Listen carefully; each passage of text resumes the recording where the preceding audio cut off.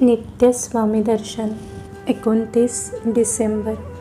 श्री गणेशाय नमः. श्री गुरुदेव दत्त. चैत्रवद्य त्रयोदशीची रात्र गडद अंधारात बुडून गेली होती.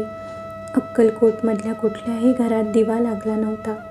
स्वामींच्या आठवणीचे हुंदके क्षणभर सुद्धा थांबत नव्हते. माणसेच केवळ नव्हे तर पशुपक्षीसुद्धा दुःखसागरात बुडाले होते. कुणालाही काहीही सुचत नव्हते. प्रत्येक भक्ताच्या मनात एक खुळी आशा जागत बसली होती की स्वामी पुन्हा प्रकट होतील आणि आपल्याला आईच्या मायेने हाक मारतील. त्यांचा उबदार सहवास आपल्याला पुन्हा मिळेल. बाळप्पा तर लहान मुलासारखा मोठ्याने रडत होता. स्वामींनी त्याला दिव्य अनुभव दिला होता. त्याला स्वामींबरोबर उंच उंच आकाशात जायचे होते. स्वामींची चाकरी करायची होती. स्वामींचे सर्व सेवेकरी सैरभैर झाले होते. कुणाच्याही पोटात पाण्याचा थेंबसुद्धा गेला नव्हता. सगळे स्वामी भक्त पोरके झाले होते.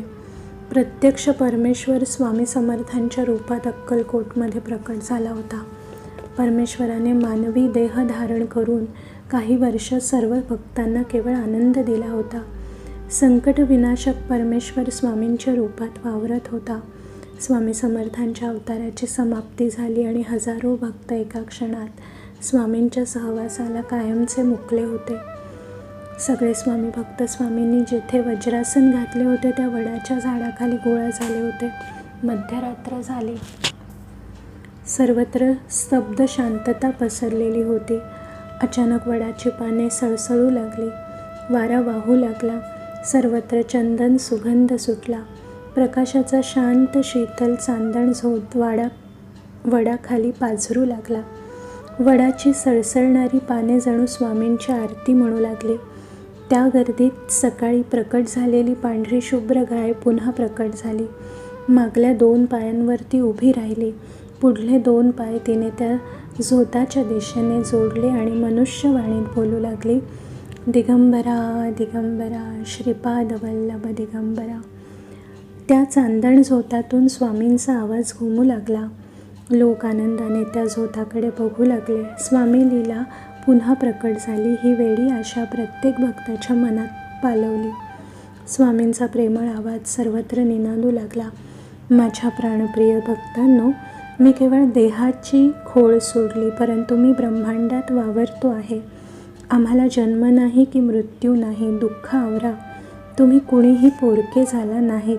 माझे केवळ स्मरण करा. मी धावून येईन. भिवू नका. मी तुमच्या पाठीशी आहे.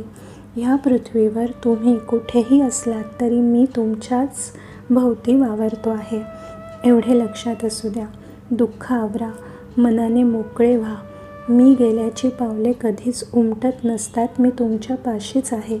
मला तुम्ही चंदन झोतात अनुभवाल, वाऱ्याच्या झोतात अनुभवाल, मुख्य म्हणजे नामस्मरणात अनुभवाल. श्री गुरुदेव दत्त. श्री गुरुदेव दत्त. श्री गुरुदेव दत्त.